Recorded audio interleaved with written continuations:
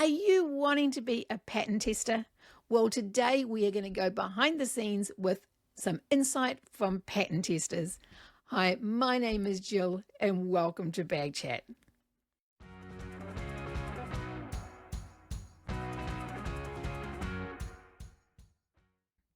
So today we are talking to Jocelyn Cuthbertson. Now she does test and makes the most amazing bags. If you are in some of these Facebook groups, you have most likely seen some of her tester bags.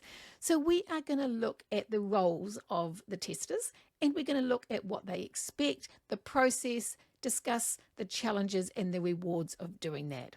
So we're also going to get some really good tips and tricks and some insight into Jocelyn's workflow. So Jocelyn, welcome to the show. It's great to have you here. So, what I ask all my guests to start with is 3 quick fire questions, starting with how did you learn to sew? Well, I actually learned in home economics in junior high and high school. I'm not even sure if they have home ec in the schools anymore, but that's where I first learned to sew. We always had a sewing machine in our home, but my mother still to this day does not know how to sew. So I did not learn how to sew from my mother. I did learn in school. I took many, many years of dancing. So when I got to be about 13 or 14, then I was able to sew costumes for dance recitals and that sort of thing. And I also sewed very easy clothing. I wasn't very good at it, but I could make do making pajama pants and that sort of things. So yes, I've been sewing for probably, I hate to date myself, but 50 plus years. As far as bag making, which I believe it's like question 2, I think It we're on is, go for already. it. All right. In October of 19, I'd done many years of crafting and painting and that sort of thing. But in October of 19, prior to COVID, had no idea what was in store, but I dragged my sewing machine out again after many years because I wanted to make kind of like this kimono cover thing. I thought I'd get back into it. And at the same time, a bag making friend that I have known for decades, she gave me the Easy Does It bag pattern by Annie. I Yeah. don't know. All right. So it was just a zippered pouch, and I think the pattern was free. So I made 17 of those. But you know what? It was an opportunity to master zippers and zipper tabs, and they were quilted bags. So I did a lot of quilting. And then when I turned 60, my mom bought me a new machine because I was obviously getting into this. And the bags became more complicated, and I wanted to do other materials besides quilting cotton. So I eventually invested in my cylinder arm, and that was coming up 3 years. So I've been bag making for almost 5 years, and I've had my industrial for almost 3. So I think That, that that covers it. that's awesome. Now they don't even do sewing here in home economics anymore, which is so sad because it's a skill that unless someone's passing it down or they're following YouTube, they're not going to learn. I think Right. I think it's important. Yeah. And cooking, and I hate to say, I mean, I know that they are considered kind of primarily female roles, not so much anymore, Mm. but honestly, they really help out when you're growing up and moving out away from home and all those things. So And my grandsons need to learn how to cook. They sure yes, do. yes, definitely the men need to cook. Yeah. So, what is your favorite style of bag to make? You know what? A shoulder bag or a handbag, hands down. I like a big showy bag, and yet I rarely carry a big showy bag, but I love to make them. Having that said, I have seen some of your amazing bags, Jocelyn, on Facebook. Are you keen to show us? Have you got any close by that you can I, show I us? have I have lots close by. So, if we're talking about tester bags, I think you're going to make this one soon, and I this is the am. The uh, Coopville. yes, this is the Coupeville. This is the third Coupeville I made. I do love that because, well, I love all Ora Rosa bags, but I Yeah. love the handle on this just because it's different.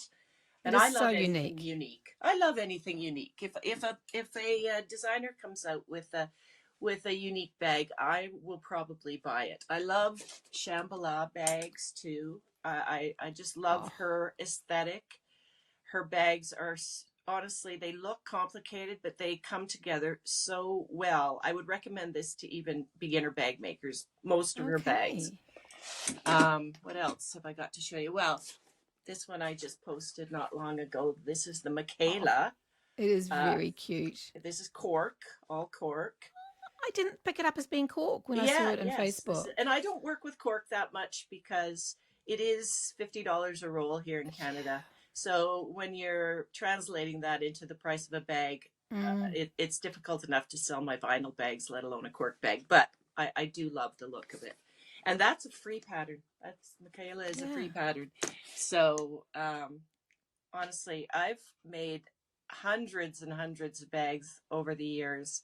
I'm a nonstop bag maker, it seems. I only test for three designers. Okay.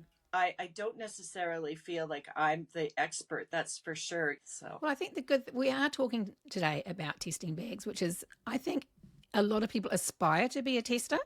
Um, I'm a designer and a tester, and I thought before I put my own pattern out, I wanted to test for several designers first, to get to know the process before I ask someone to do it for me. What do you think a tester does? Let's just put it out there basically, very simple. How would you outline that process? there's certainly no monetary gain to it. You do end up with a free pattern at the end of the day. But I was fortunate enough that I had a tester friend that approached two of the three designers that I test for, um, because they were interested in having more testers on their panel, and she suggested me, and then they approached me. So I was very flattered to be asked and to not have to audition, so to speak. They'd seen my work, and I'm all over Facebook, as you know. But at any rate, so they asked me, and of course I was very flattered. I said yes. So you're given the pattern, and you're asked to join their tester group so that all the testers can communicate. Your One of your jobs is to obviously go through the pattern, look for any grammar errors, spelling errors. Maybe there's a phrase that needs to be reworded. Maybe there's a phrase that needs to be added or deleted. Or if there's anything confusing in the instructions when you go through the pattern the first time, that's something that you communicate to the designer. And there is usually maybe a 2-week period for feedback. And then, you choose your materials, you get started, and you make the bag, and then again providing feedback all the way along. If it is a seasoned designer, they've done many many prototypes before they Mm. call on you. So I've found that the designers I work for, there's not very many mistakes, and so the process is quite easy. And then once the bag is made, and I usually make a couple of them, then you're responsible for taking photos and then providing photos in the album, and then being available to launch the bag on the given day that you've been asked to launch the bag. So that kind of describes it, I think, in a Yeah. nutshell. Yeah, I think it does. That's awesome. So you get your pattern. What's your usual workflow? How do you attack it? Well, I must admit, I've always been one to read patterns, and I think that's again aging me because Mm, I started sewing long before videos, so I'm not big on watching videos, and many times for testers, the video is not ready mm, until the bag is launched. You do videos for testers, so they usually wait until it's launched, and then you launch your video a couple of days later, maybe. Um, but yes, I usually know I'm given some heads up when the pattern is coming out. So I go and choose my materials, which I find the most um, fun part of Oh, the certainly. process. And then, yes, you print off the pattern, go through it, follow along like you would any other pattern. And, the most important thing I think is the communication you have with the designer. So Yep. there's many times, like the three designers that I test for, two of them are in Canada and one is in the US. And so there's many times if I'm making the bag, I will like direct message the designer and try to get kind of immediate clarification if I've come to a point where I'm having trouble so that I can carry on.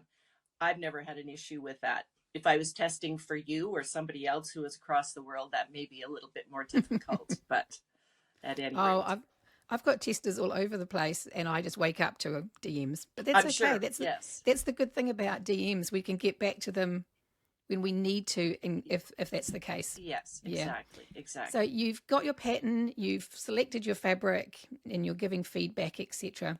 Is there a period of time, or do you do your photos as soon as you've finished your bag? Well, I'm a little bit OCD like that. I tend to do one project at a time. I like to finish a project. So yes, I have everything is in my little studio here, so I have everything I need to quickly set up my backdrop and do photos. And I mean, I'm still working on that. That's the one thing that I think I've tried to improve for a long time, even long before I was testing, is, there's nothing better than a bag that's, I think, been photographed properly and really shows off the bag. So, and I mean, it is my reputation, it is my bag. So I would like it to be out there in the best possible way it can. So, yeah, I tend to get the photos done, get them in the album, move on to bag two. Because there's definitely two sides of it, isn't there? There's the making the pattern and coming up with translating what the designers put on paper, and then there's showing it off and marketing it. There's definitely two sides to the testing process. Would you agree with that?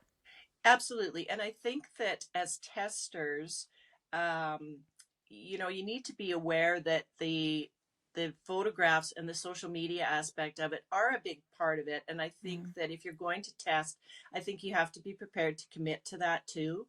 You are selling the bag for the designer. Like I say, you're not getting monetary value out of it. But again, it's my bag, it's my reputation.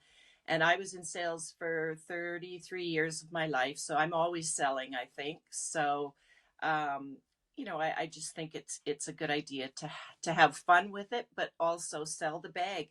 Meaning, I think your audience know what the benefits are and how that translates into their life with the bag. Like what they can do with that bag. Maybe it's about convenience and size. Maybe it's about the unique handle on the Coupeville. Yeah. So I try to sell the bag because I think that's really the other side of testing. You make the bag, but you also need to be out there, answering questions on your post. I think I would like to thank people if they compliment the bag. I just think all those things are an important part of whether you're posting your bag or whether you're testing. So And what I found is if people have bought a tester bag off my post, if they've got a problem, they'll often come back to me and ask me because yes, they see that as you're representing that pattern. So there's quite a bit involved, there is. definitely. You Yeah. you do own that bag, and they are going to ask you. I mean, I actually got asked the other day about one of my bags. Oh, can I make it 1 inch higher? And I Yeah. said, well, I'm sure you probably could. I'm probably not the one to ask. I'm sure anything's possible. But so sometimes you do kind of get silly questions, but you try your best or you tag the designer and hope Yeah. that they can come up with a better answer than you. Yeah, that's true. So, with looking at all these lovely tests you've done, is there a project or a favorite pattern that you've done from the tests? Well, honestly, like I say, the Coupeville, if I have to think of recent tests, the Coupeville was great. I must admit, I get very excited when Alexis comes out with an Oro Rosa pattern. I also test for, I love the simplistic sling from Oro Okay. Rosa as well. This was Mm-hmm. another one I tested, and I took this to Australia on my last trip in March, and it was just a great bag to have for travel. I also test for N Designs, END Mm-hmm. Designs, which is Ilona Namor. And so the Zip and Go is, again, a great little quick bag, um, lower on the price point if I'm selling them. Love this little bag. Of course, hey, come on. Our Vaughnies. Oh, isn't she cute? Our Vaughnies are so adorable. I just love this little bag. I have to get around to making another one, I have to Mm. admit. But, you know, that was another favorite. One from N Designs. And again, I took this on my vacation as well. And that's a beautiful bag too. Again, you know, different bags, different purposes. Yeah. This I took onto the plane because it carried a lot. But the Simplistic Sling was something I carried around on a daily basis because it was much smaller. So I would say that, yeah, out of I mean, I love a lot of bags that I don't test for. Hint, hint. If anyone wants to call me, There's so many gorgeous patterns out there. It's like, where do we yes, start? it's, you know, since I started 4 or 5 years ago, I mean, it's just mind-boggling, really. Yeah. Number of designers as well as just, you know, a new bag pattern coming out every day. And I think honestly, if I had to, I'll talk about lavender and twine too, Oh, look at that. right? And this is the Samarin, and like I just had to try this bag 'cause it's like sculptural. It's just it's amazing. Having said that, I'm off to test next week, so I've got it's all hidden. All my prototypes are all hidden behind me. So are Oh, you coming out with a new pattern? I am. It's off to testers next week. Oh, awesome, awesome. Yes, Well, I so look that's forward to it. that. It's very, very different for me. So, with all these amazing patterns, there's obviously going to be challenges. What would you say has been the biggest challenge you've had, and how have you overcome that? Well, there was one bag that I think I wasn't that fond of it. Okay. Um, so I I think I had a little trouble with that one. I'm not going to mention any names, but I just wasn't that fond of it. And Hmm. so, you know, it kind of takes away the excitement of it. I mean, I still followed through and you know, did what I had to do as a tester, but I think that was the hardest part, probably. I happened to be on vacation for one, so that was easy because I was able to say, no, I'm not able to test for this one. There are bags that I've made even that I didn't test for, and I got a hold of the designer to ask her questions. And, you know, she says, oh, okay, I'll take that into consideration and I'll make a change to the pattern. And then it wasn't made. And I think that can be a little frustrating. Right. I Yeah. think that, you know, the designers I test for are very good at what they do.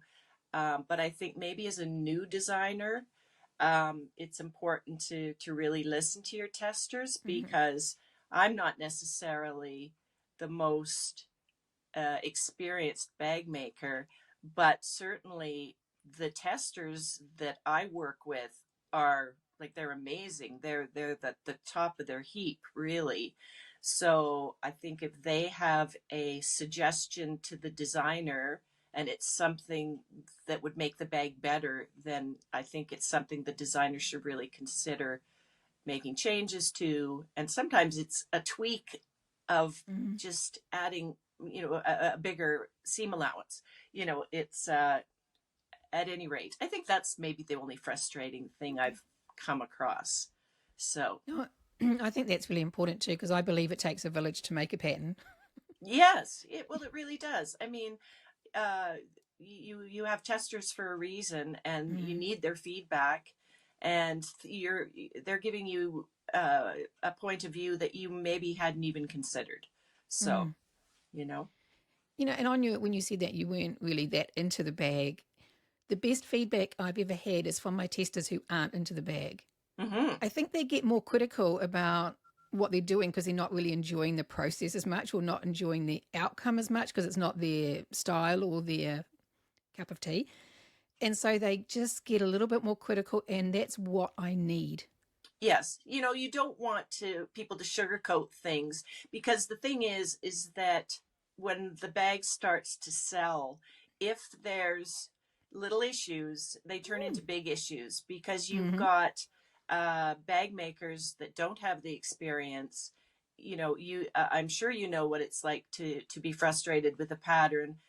I've had Yeah. not many over the years, but I have thrown out a bag or two because it didn't matter what I do, it was not going to work out for me. And that was primarily, I feel, the fault of the pattern. Um, I I don't, I mean, I hate to say it, I don't think it was me, but maybe it was. But, I just, I have a handful of instances where I've actually had to throw out the bag, and sometimes I will never go back to that again. And you Mm, don't want that as a no. designer.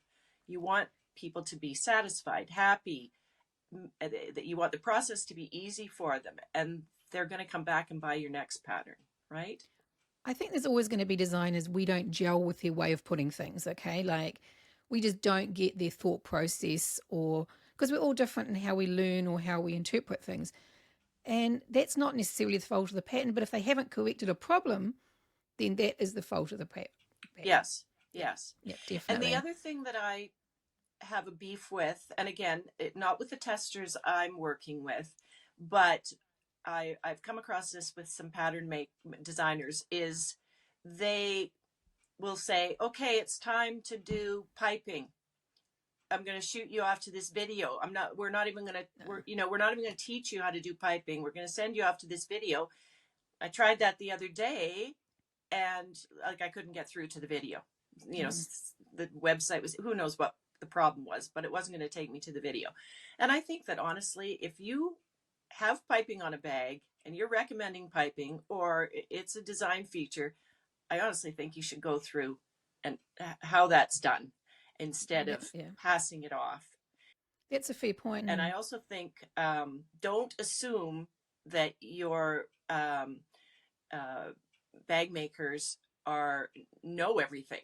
Don't mm, assume that they know how to do a zipper overlay, or that sort of thing. I think all those details should be in there. Don't skip over, or you're going to miss out. I think a lot of pattern buyers. yeah. I had an interesting learning curve yesterday in a deaf customer. Um, because I do videos for all of my things, but I don't put captions on them, and she doesn't have the ability to put captions on herself. And I thought everybody could with YouTube. So just little things that we just take for granted that Yes. not the whole community has access to the same as we do. Never Hmm? thought of that. Never thought about someone who is hearing Hmm. impaired. Didn't even think about that. Yeah. Interesting. So I need to go do a bit of a learning curve on that one now so that I Yes. can not exclude a whole part of the community. Yeah. Yes. Yep. Exactly. Exactly. So, communication and feedback. Now, this is really important for the process. So, you've already mentioned that you like to DM. Hmm. Is there usually space in the group or wherever it's held that you put your feedback? How's that often worked with testers? Yes, usually once you join the tester group, then most of them will have kind of one post, a feedback post. Okay. So if there's a particular issue coming up, you can scroll through the comments, and usually find somebody's usually found it before me. Mm, But then you can scroll through the comments and determine, okay, this has already been identified. The designer has answered it, so there, my problem is solved right there. Or if you've discovered another issue, you can add to the feedback post, or you can maybe help someone else who is having difficulty, and you've already figured that part of it out. So that really, really important to keep up with that feedback post, and have one post so that everyone knows where to find the feedback. And so, for a new tester, should they feel a little bit shy about posting that feedback? Should they think, oh, it's just me, I'm not very good at bag making, I'm not going to put that up there? You know what? It is difficult because I sometimes a designer can, I think, take a little bit of offense Okay. sometimes. Um, Maybe it's just because they're misunderstanding what you're trying to get across to them. Um, but I think if you've been asked to be a tester, again, that's your job.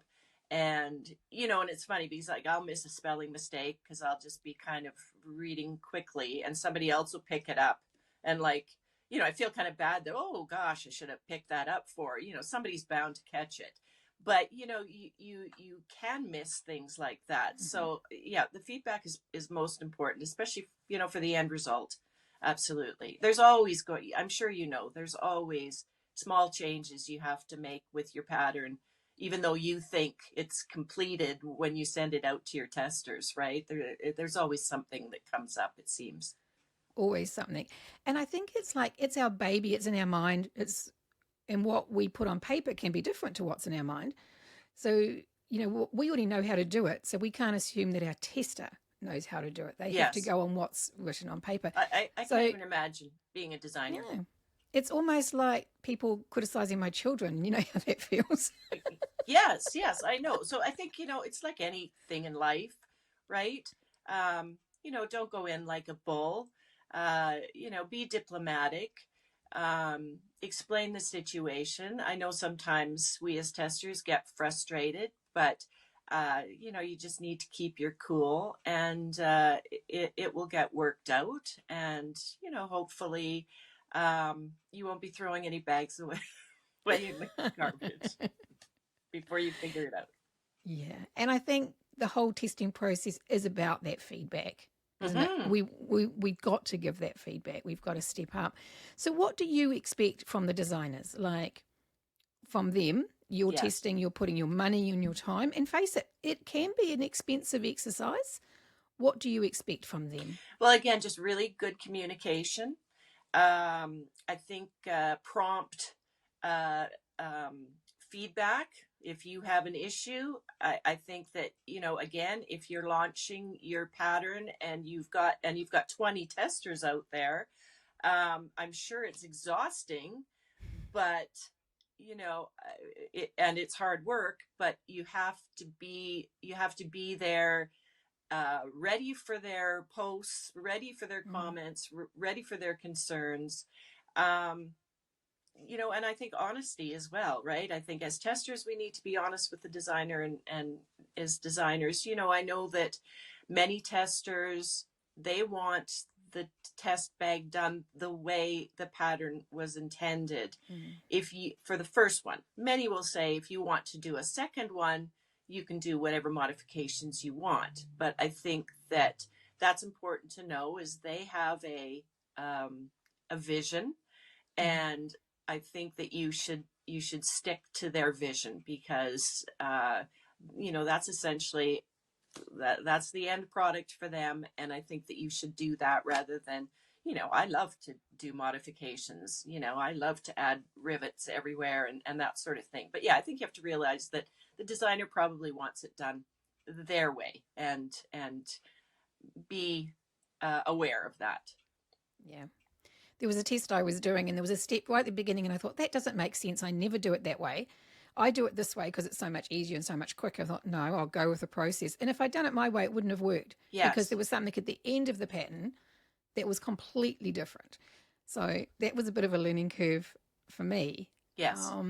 Even though I'd read the pattern, you don't always get it when you're just reading through it until you're physically Yeah. Oh, putting it yes. together. Yes. I Yeah. mean, I try to be disciplined and read the pattern through, but like you say, if you've made hundreds of bags, you tend to think, oh, you're flipping. I know this. I know this. I know this. Well, you don't necessarily know it the way the designer does it. Like for instance, with one designer, I learned how to do zip overlays in a certain way. Now it's not really much different than anybody else does it, but I just found like it was just a lovely way to do it. It always looked good. It always worked out.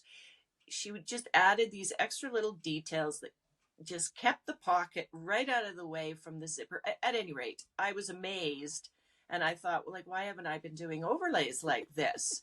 And funny enough, she had learned it from another designer, and she added that as part of her, as Yeah. what she did for her bags. And so, let's face it, in this world, you're learning something new all the time. You know, different people doing it different ways. You know, I'm making the bubble bag, the 3-in-1. Okay. And I Yep. actually pulled up yours because Sue Reed said she had done the binding hack. Yeah. Unfortunately, by the time I watched the video, I'd already done that part of the bag.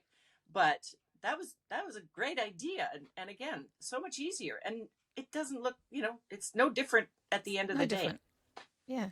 But at the end of the day, if the designer's done it one way, and with the first one, I did it exactly the same. And I thought, Hmm. and then you're sort of thinking through the process and you're like, I'm sure I could do that and turn that, and I'm sure that should work. Yes. So of course, when I was recording that video, I thought, I'm just going to try it. I would have Yes. had to have remade the bag if it didn't work on a video, Right. but never mind. Yes. Yes. Yeah. So I see a lot of posts in Facebook groups. How do I become a tester? What do I do? What are your tips for ones who would like to be a tester? Well, I think that obviously, you have to have some sewing skills. I think you have to have made a few bags. Obviously, I think you need proper equipment. And in saying that, there's lots of bags that can be made on a domestic machine, but Mhm. just know what your machine can handle. If the pattern is calling for a non-fray fabric like vinyl or cork or leather even, I mean, you best know what you're capable of, because you're just going to be Mhm. frustrated. But I think that many times, and I've been told this by other testers, is that if you're interested in getting into it, you can direct message the designer and let them know that you're interested, because many, testers come and go, right? Mm. Some of them started before they had children, and now they've got 2 kids and they just don't have time for it. So testers come and go. So they seem to be open to letting people in, letting testers in. So I think have confidence in your message to the designer that you're very interested in testing for them. You love what they do, and have good photos. Like Mm. if you're trying to prove that you can be a tester on their team, again, have good photos of what you've made, so that they have a good idea of what they're after. Because sometimes I've seen some kind of sloppy tester bags, I have to admit.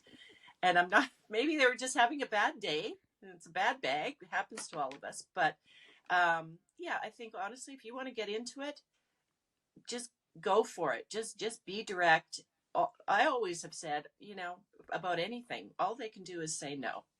So what skills do you think are most important? Well, like I say, I think you have to have some bag making experience, Mm. obviously, sewing experience, but bag making is entirely different. But I think you definitely need some experience behind you. I think you can't go from a simple tote bag, I think, to some of the creations that you see out there without having made a few bags, getting some experience under your belt, knowing how to do the basics. Because let's face it, most bags, they're made virtually the same. You have a box bottom, you have different bottoms, different handles, different straps, that sort of thing. I think the more you can do, the better you're going to be, the better you're going to be prepared for this. um, Also, realize that, it is it's your reputation. I find it's your bag. So, I want to put out a good product. So, and I want the designer to be happy with the product. And you know, and again, maybe that's also making your bag stand out a little from the other bags. Whether that's just details like fussy cutting, thinking about if you have a directional print, things like that. I love getting a new pattern, but I have to admit, there's a part of me selfishly that likes the recognition and Yeah. likes the positive feedback. And I don't think there's many people that wouldn't say the same. Be honest, communicate well. If you want to get into testing, I would say approach the designer. If you really like their stuff, you can prove that you know what you're doing, I doubt there's many designers that would turn you down as a tester. If I'm a really good sewist, I've made bags for ages, but I'm shocking at photos, what would you suggest I do? Well, honestly, that's something I've really had to work on, and I've even been told, like, I'm improving, I think, all the time. But I was told, like, you need to have, less shadow, less light. I mean, I actually did something recently very um, easy. You see how I've got my Ah, your little. white card. Yes. Yes. Now I just bought that at a local stationery place called Staples. Cost me very little, but it blocks out that west window of mine. But those kinds of things. I'm just try. I thought when I went to the stationery store, I thought, gosh, that might help. That might work because depending on the time of day I'm taking photos, I can get an awful lot of light coming into that west Mm. window, and it's just the worst time to be taking photos. So I bought some poster board to put on the bottom, to put on the ground, so to speak. I have this tri fold thing that I just showed you, and for some reason it just really really improved the look of my photos. I'm getting better. I think there's maybe a whole episode on photography. Maybe I need to look at that. Maybe that's something that would be of benefit. Mm. Because I must admit I'm not that big on what's it called, photo room. No. I think so. One of the reasons is because I'm too cheap to pay for a monthly fee. I'm not a fan of people who have photo room and then they keep the little photo room logo is Logo at in the the bottom. is in the corner. And I it's don't so know. easy to go in there with a white paintbrush Yeah, in your phone. there's just something that bugs me about that. So I had to come up with my own way of doing it, and I didn't want it to be complicated. I wanted it to be very easy to set up. I wanted to be able to take photos with my phone, obviously. But I agree, that whole I would sit in on that one too, because I think that is definitely a whole another topic. And can I just say Yeah. too that I like to show a picture of the bottom of my bag. I Mm. like to show a picture of the inside of my bag, the side of my bag, any detail that maybe you can't see from far away. Because I have so many people that would come back and say, can I see the bottom of Mm. it, please? So I find sometimes even testers, they take one great shot of their bag, and that's it. That's all you see. and, Yeah. and that's fine too, if that's what you want to do. And there isn't any expectation by a designer that you show every inch of every bag. That's what I want to see. So I try to do that. Yeah. And that was the fun thing about the Vonnie test. It's such a cute pattern from different angles. Yes. Yeah, the bag I'm doing next is going to be horrible to photograph. Yeah, really horrible to photograph, Is sorry, it? testers. Um, but it's, some bags just lend themselves to amazing photography as well. Do you find that? Yes, absolutely. I mean, obviously, if you make a bright color, color is always nice. Made so many printed, colorful bags. Most of them I wouldn't carry around really. Like if I'm wearing a patterned outfit, I don't really want to carry around a patterned bag. If I'm wearing all black and I've got a patterned bag, well, that's different. But it's Yeah. so fun. I find that with testing, it's so much fun because you can do that with a tester bag. You don't Mm. have to make your basic black, brown, or brown bag, which, I do custom bags like that all the time. So that gets a little tedious and gets a little boring. So I love doing a tester bag and pulling out all my lovely colorful fabric. And I think that honestly, they also photograph better too. So it gives you a license to be creative more than Love you it. would in your everyday bag making. But I love doing that part of it. So, Okay, so is there anything else we need to cover, do you think, as far as testers go? well, I'm looking at my notes here, and honestly, I think I've covered everything. Like I say, I was very fortunate to be put forward by other testers. And so I was really flattered that the designer allowed me to test for them. If there's a tester call out there and you're interested, then go for it. But even if there isn't a tester call, like I say, why don't you just message that designer? I mean, maybe they'll say, yes, I'll consider you. I'm not coming out with another pattern for 6 months, but yeah, I'll Mm. put you on the list, and I'll reach out to you at the time. So don't be afraid to, if you want to. It does take time. And I think that's why I don't commit to too many, because gosh, I know some bag makers that they're testing for 20 Mm. designers out there. I think I have too much custom work to do tester work all the time, but I really do enjoy doing that. I wouldn't want to not do it. I'm the kind of person that always says you need to learn to say no. I've been asked for other designers to do tester bags. It doesn't always work out for me, so I've had to say no. And I always bring on a new tester. The reason being is I think it's good to have someone who's not that experienced doing your pattern if it's a beginner pattern, because you need to know that a beginner can make it. Yes. And I feel when a tester's done a few, they get pretty proficient at their skill. Yes. So if that's all that's testing our bags, then it's not really giving us a true reflection of whether our pattern can be made by everybody. And the pros, they have industrial machines, and I think that has always been something that kind of gets to me as well, because and sometimes the designer will say, oh, they can all be made on a domestic machine, and I have to kind of chuckle, because I'll be making that bag and I'll be thinking, I don't know how they think that this can be made on my domestic machine. Now granted, I'm not worried about using, vinyl or lots of layers and that sort of thing, because I have the equipment. But yes, I think that if you claim that it can be made on a domestic machine, you better show us what you've made, and you better be very specific about the fabrics you use, the materials you use, the interfacing you used. And so that it's a smooth sailing for that beginner bag maker. Coming back to that, I've become very aware people don't follow your fabric recommendations. No.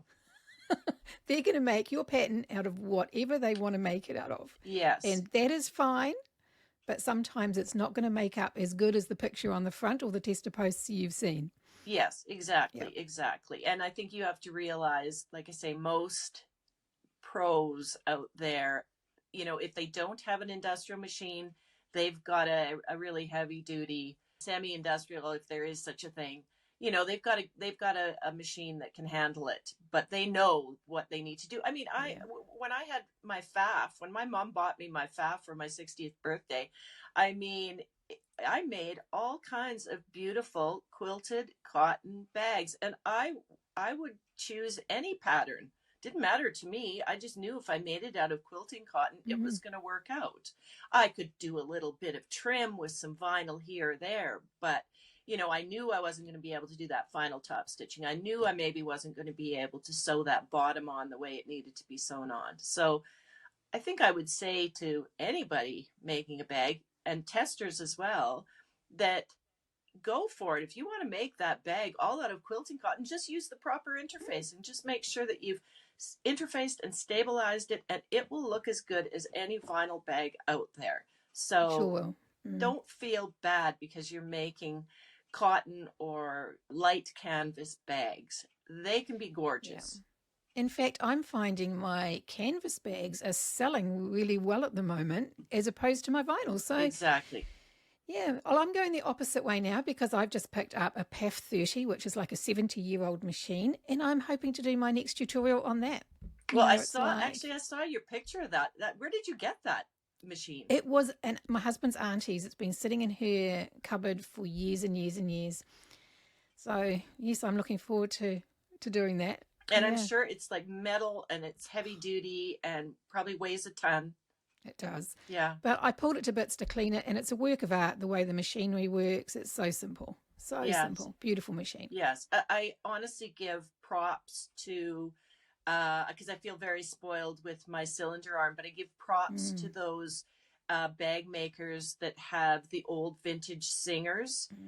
And like I know of one lady that you would think she was working on a cylinder arm with the product that she puts out, and she Mm, does it in total vinyl. wow. And so I don't know what they're even talking about, with their vintage machines, but they do amazing things. Yeah. They pick up these vintage singers for $50. Hmm. They put a new belt on it and oil it up, shine it up, and Yeah. it amazes me. Well, this just cut through thin. Well, it wasn't medium weight, 6 layers of it without even blinking. Yes, And that's yeah. before I oiled it up and put a decent needle in it. I look forward to seeing that on your vintage machine. I have a 1911 Singer that's in a cabinet, Oh, but it was from my mother-in-law. It's always been just a piece of furniture in my living room. Isn't that terrible? And I've checked into it, and apparently it can easily be converted. So maybe one of these days. it has been really awesome chatting with you about testing. And I think what we've learned today is go for it, Yep. be confident, be open and frank with your communication with the designer. And I think that really is probably it in a nutshell. Would you think? I think so, and I've really enjoyed it. Like I say, I'm certainly not the expert at testing. I'm sure that Michelle will give you some amazing tips that I've never even thought of. She's done so much wonderful work. So I hope you have a nice interview with her too. I'm sure you will. Oh, I'm looking So forward to that. And if we can't align it in the next couple of weeks, because everyone's busy, we'll put this out as a part one and I'll do a part two with Michelle, perfect, which will be exciting because perfect. then it's and I'm asking everyone if they've got any questions to drop them in the comments, and I'm going to do a wrap up episode every now and again. I'll go back to my interviewees and get answers to the questions, and we'll do a wrap up That's a good show idea. every now and again. Very nice to Yeah. meet you. I love your country, although I've only been in the Auckland airport 4 times, coming back and forth to Australia. But one of these days, my husband and I are going to get out of that airport and go and see New Zealand. Thank you, Jocelyn. I hope that gives someone a lot of confidence getting into bag testing. And I'm sure plenty of designers will benefit from today too, as a whole lot of people get a little more confidence to approach them to be a bag tester. It is a very important part of designing a pattern. So, guys, don't be scared. If you want to be a tester, reach out or look out for these tester calls. So, it has been great to have you on board, Jocelyn. Thanks very much. So, we have got a lot coming up on the show in the near future. We are talking to different designers. We've got an episode coming up on how to resize a pattern. We're going to be looking at bags just in cotton. We're going to be looking at different hardware techniques. So, along with that, we're going to be interviewing designers and bag makers because we all need the inspiration. So, hey guys, please share your makes in our Facebook groups. If you're not part of my Bag Makers Sew and Show with Kite Co, please share them in other bag making groups because we love to see what everybody's doing and it gives us all a boost to see your amazing bags. And face it, we all need a bit of inspiration. But on a more serious note, if you're struggling with something with bag making, please post about that or reach out to someone as well because we all like to help each other. So thanks for watching today. It's been an awesome episode. If you've liked what you've seen, don't forget to like, comment, and subscribe and hit the notification bell because then you won't miss any episodes of Bag Chat. Have a great day.